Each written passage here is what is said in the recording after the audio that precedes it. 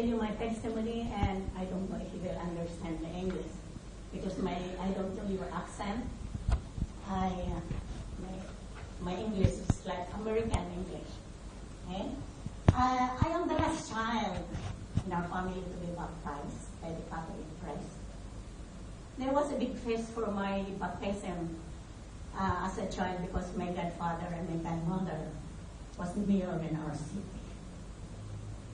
One day, Seventh-day Adventist literature evangelist came to our home, and my father was converted. Before my father became an Adventist, he was a worldly man, but the faith in God changed all that.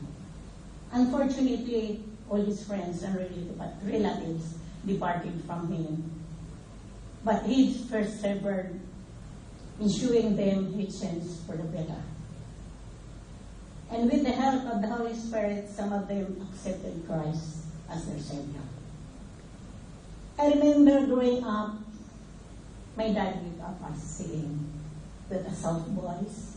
Early to bed, early to rise, makes a child healthy, wealthy, and wise. Wake-up kids were going to worship. We usually worship morning and evening prayer.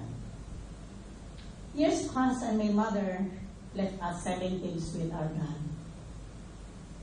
to take care of us. Strengthened by His faith in God, we tried to do something on by His own until one day I decided to try to look for my mom. That's when I met my husband. He was a caring man and he took care of me, but he drinks gamble and he's a little bit of a ladies' man. Maybe because he was good-looking, maybe he was young. I was devastated and became angry and blamed God. I became a chain smoker, and I would smoke 2 packs a day. But during those times, almost every night,